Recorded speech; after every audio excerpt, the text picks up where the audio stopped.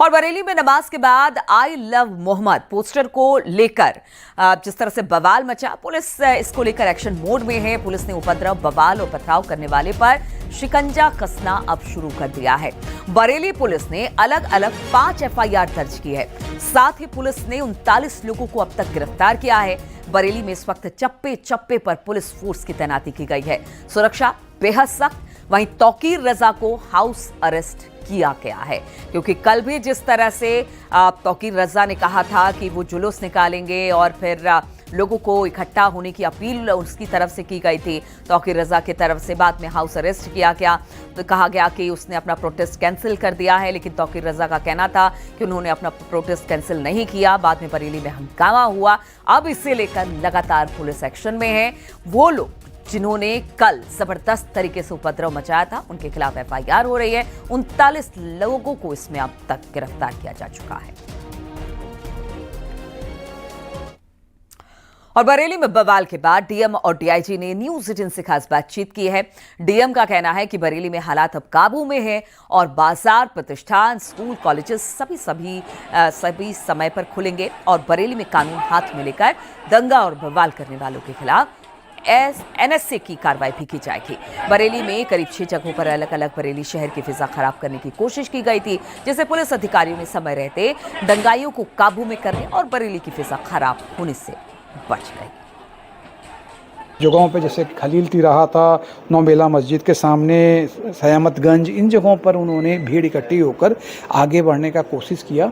तो वहाँ पर जब उससे पुलिस से ने उनको समझाया बुझाया, लेकिन वो नहीं माने और उसके बाद उन्होंने उल्टे जो है कानून और शांति व्यवस्था की स्थिति भंग करने की कोशिश करते हुए पथराव कर दिया, जिसके जवाब में पुलिस को कानून और शांति व्यवस्था की स्थिति बनाए रखने के उद्देश्य से एक लाठीचार्ज करना पड़ा, जिससे कि उसके बाद सभी अपने अपने घरों को चले गए।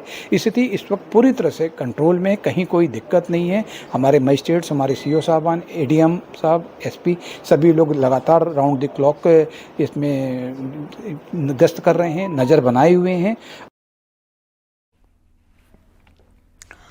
और इस वक्त बड़ी खबर आ रही है बरेली में बवाल पर सीएम योगी ने कहा है, आदित्यनाथ ने कहा कि मौलाना को लगा वो व्यवस्था को रोक सकता है। सीएम योगी ने कहा है ये बात। बरेली में मौलाना भूल गया कि सत्ता किसकी है। योगी आदित्यनाथ ने कहा कि हमने उपद्रवियों को सबक सिखाया है, दंगा करने से पहले दंगाई 2 बार सोचेंगे। तो मुख्यमंत्री योगी आदित्यनाथ का ये बड़ा बयान सामने आया है, जिसमें उन्होंने साफ तौर से कहा है कि मौलाना को लगा कि वो व्यवस्था को रोक सकता है। आइए सुनते हैं क्या कहा।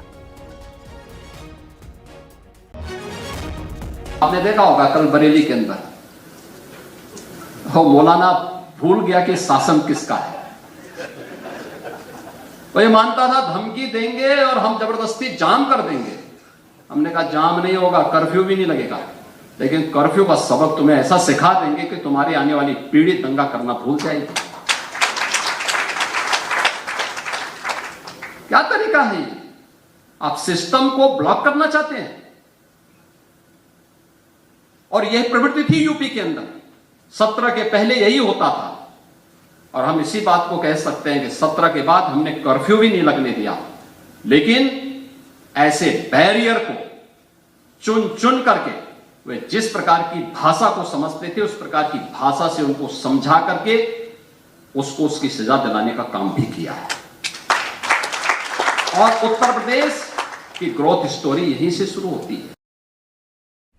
और इसी पर बातचीत करने के लिए संकेत इस वक्त हमारे साथ हमारे सहयोगी जुड़ गए हैं। संकेत, एक बार फिर से मुख्यमंत्री ने यह साफ कर दिया कि जो दंगा और बवाल करेगा उसे बख्शा नहीं जाएगा, और साथ ही उन्होंने कह दिया कि बरेली में मौलाना भूल गया कि सत्ता किसकी है। यानी खुले तौर पर चेतावनी, जैसा करोगे वैसा भरोगे। बिल्कुल जाहिर सी बात है, मुख्यमंत्री योगी आदित्यनाथ ने बयान दिया है और जिस तरीके से बरेली में जो घटना हुई उस पर मुख्यमंत्री योगी आदित्यनाथ ने खुद उस पूरी घटना को लेकर संज्ञान में लिया और सख्त कार्रवाई के निर्देश दिए। और यही वो वजह है कि बरेली में जो कार्रवाई नजर आई वो मुख्यमंत्री योगी आदित्यनाथ के निर्देशों का असर था। और उत्तर प्रदेश के लिहाज से अगर देखा जाए तो उत्तर प्रदेश में जब से योगी सरकार बनी है, दंगे और अराजकता पर पूरी तरीके से लगाम लगाने की कोशिश की गई है कि किसी तरीके से दंगे न हो। और यही वो वजह है कि आज मुख्यमंत्री योगी आदित्यनाथ ने एक निजी मीडिया संस्थान के कार्यक्रम में सीधे तौर पर कहा है कि कल बरेली में एक मौलाना भूल गया था कि राज्य में सत्ता किसकी है। उसे लगा कि वो जब चाहे व्यवस्था को रोक सकता है, खराब कर सकता है, लेकिन हमने साफ कर दिया कि ना तो कर्फ्यू लगेगा और ना नाकाबंदी होगी, और सीधे तौर पर सबक सिखाया गया है। जाहिर सी बात है कि कल मुख्यमंत्री योगी आदित्यनाथ ने बरेली की घटना के बाद देर रात तक बैठक की कानून व्यवस्था को लेकर अफसरों को सीधे तौर पर स्पष्ट निर्देश दे दिए हैं कि बरेली की घटना में किसी भी तरीके से हीला हवाली बर्दाश्त नहीं की जाएगी। सख्त कार्रवाई, ऐसी कार्रवाई की नजीर बन सके, जिसका लोग उदाहरण दे सके, दूसरी जगहों के लोग इस बात को समझें कि अगर योगी सरकार में ऐसी हिम्मत करने की कोशिश की तो किस तरीके की सजा होती है। मुख्यमंत्री योगी आदित्यनाथ ने इस बात को कल ही स्पष्ट कर दिया था और देर रात तक उन्होंने कानून व्यवस्था की बैठक की। आज सुबह भी मुख्यमंत्री योगी आदित्यनाथ ने खुद बरेली की घटना का पूरा फीडबैक लिया कि क्या कार्रवाई की जा रही है, और ये साफ कर दिया है मुख्यमंत्री योगी आदित्यनाथ ने कि 7 पीढ़ियां याद करेंगी बरेली में जिस तरीके से एक मौलाना ने, यानी कि इशारा सीधे तौर पर अब उस मौलाना पर भी है जो नजरबंद है, उसके खिलाफ भी सख्त कार्रवाई होगी, नजीर बनेगी उत्तर प्रदेश में जो माहौल खराब करने की इस तरह की कोशिश करेंगे। बिल्कुल, तो अगर कोई माहौल खराब करने की कोशिश करेगा तो उस पर सख्त कार्रवाई होगी।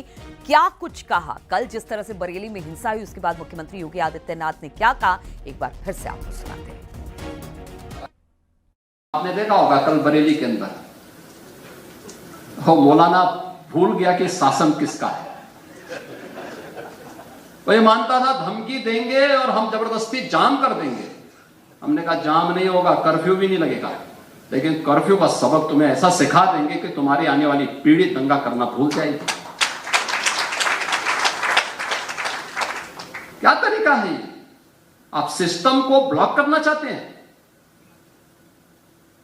और यह प्रवृत्ति थी यूपी के अंदर। 17 के पहले यही होता था, और हम इसी बात को कह सकते हैं कि 17 के बाद हमने कर्फ्यू भी नहीं लगने दिया, लेकिन ऐसे बैरियर को चुन चुन करके वे जिस प्रकार की भाषा को समझते थे उस प्रकार की भाषा से उनको समझा करके उसको उसकी सजा दिलाने का काम भी किया है। और उत्तर प्रदेश की ग्रोथ स्टोरी यहीं से शुरू होती है। और बरेली में कल हुए बवाल पर अखिल भारतीय मुस्लिम जमात के राष्ट्रीय अध्यक्ष मौलाना शहाबुद्दीन रजवी बरेलवी ने शांति बनाए रखने की अपील की है। कहा, नमाज के बाद जो घटना हुई है वो दुर्भाग्यपूर्ण है, ऐसी घटनाएं नहीं होनी चाहिए। जुमे की नमाज के बाद में जो घटना हुई वो अफसोसनाक है, और इस तरह के वाकयात नहीं होना चाहिए किसी भी तरफ से। बहरहाल मैं तमाम लोगों से अपील कर रहा हूं कि अमन और शांति को बनाए रखें। पैगंबर इस्लाम सल्लल्लाहु ताला अलैहि वसल्लम से मोहब्बत का यही तरीका है कि किसी को तकलीफ न पहुंचाएं,